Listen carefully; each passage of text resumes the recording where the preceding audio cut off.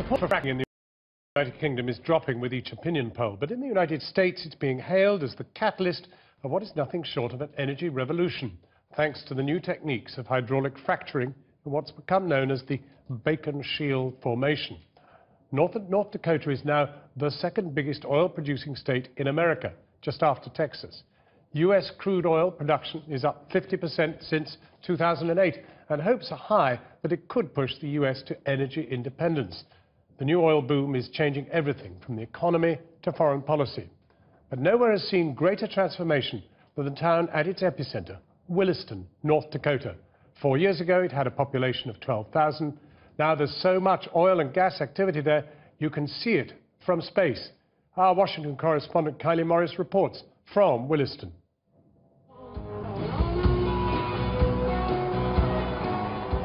Bright lights, boom time in America's fastest growing town. It's night and the bars are filling up with country music and money to burn.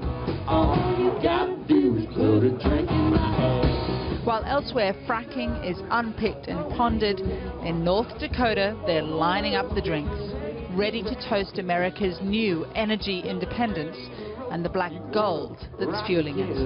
All you gotta do is put a drink in my hand. This is the modern day gold rush. The modern day Wild Wild West. They turned in their buggies for truck. Oscar is a barbecue evangelist. You can smell it a mile and a half away.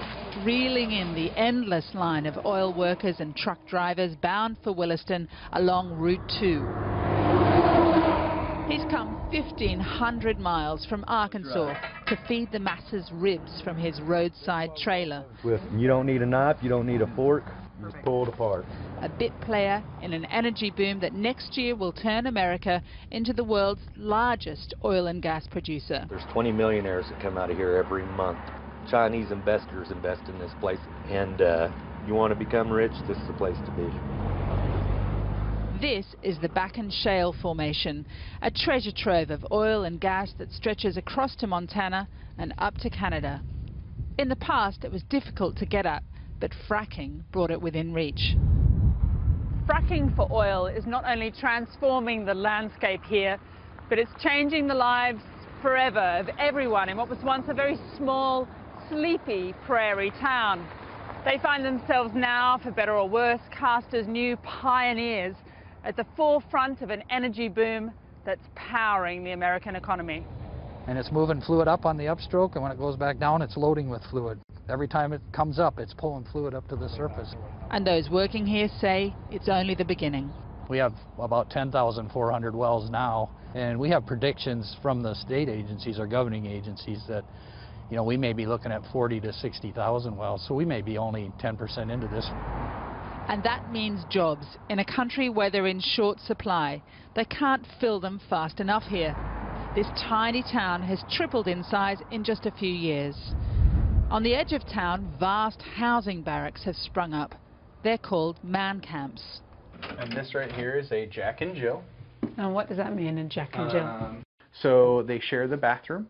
So the guy on the other side shares the bathroom. It's guy, guy, girl, girl. Right. So it'd be Jill, Jill, Jack, Jack. But there are way more Jacks than Jills, generally. Correct.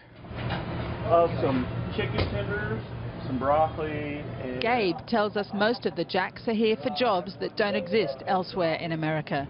Here to save for a home loan or a new car. I worked 6 weeks straight, 12-hour days, no days off. Or in Laura's case, looking to pay off university tuition fees. Does it feel at times like the Wild West up here? It does. Like, I look back at trying to visualize what it would look like back in the 1800s with the Indians and teepees and the wagons and stuff. But I see oil rigs now, so it's different. But the coolest part about this truck? Not so much teepees and wagons, but more man camps and pickup trucks, the ultimate symbol of good times in this blue-collar town. I just bought this about 2 months ago.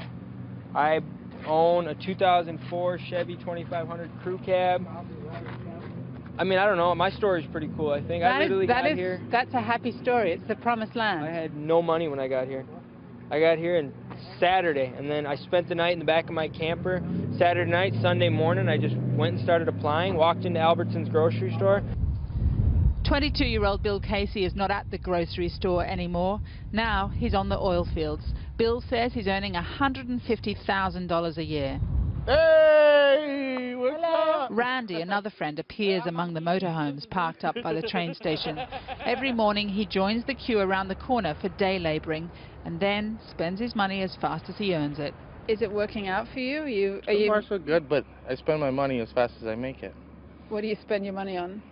Mostly whiskey, weed, and women, and the rest I just waste. Okay, the 4 W's. But not everyone is living the dream. So where are you going to go? I'm going home. Bill's older friend Henry is going home to Denver, Colorado, saying he wants to live like a citizen, not a slave. He's had enough of this boom town, driven out by rental prices higher even than New York. And I got more work up here than anywhere else, and I can't get a place to stay. That's reasonable. $2,500 for a 2-bedroom. They got to be crazy. I could buy a house. They want you to come here, put in your little 60, 90 days, pull that oil out the ground, and then get your ass home. Go home. Get your money and go home. Just down the road in the car park next to the laundromat, Wes dreams of sleeping somewhere other than his car. And it's a little messy right now, but... He shares it with a heater that stays on through the night to avoid freezing to death.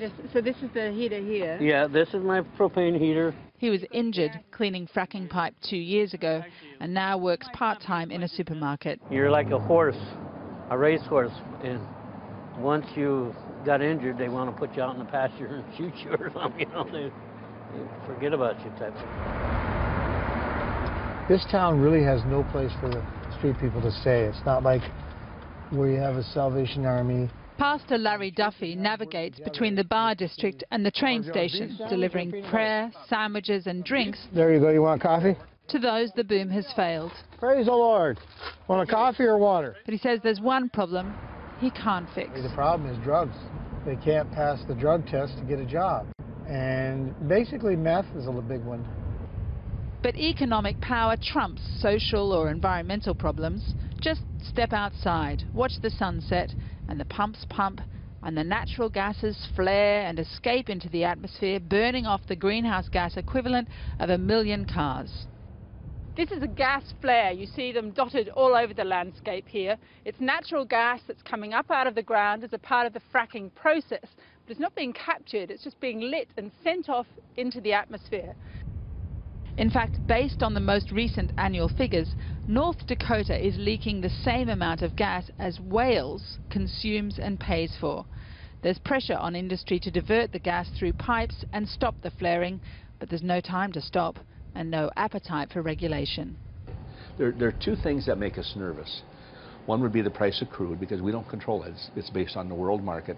And right now it's very good, but we have no guarantees of that. The other thing that makes us nervous is the federal government, but we're concerned that the government would say, let's put a moratorium on fracking while we study it, and that would be devastating for this area. The mayor insists fracking saved his town and now is getting the full benefit of the boom. Take the new playground, built on corporate donations, where children climb their way to the top of a miniature oil rig and seesaw on a pumping jack. And when they're grown up, they can swap their climbing frames for the real thing. The pioneers of Williston wouldn't have it any other way. Kylie Morris, Channel 4 News, North Dakota.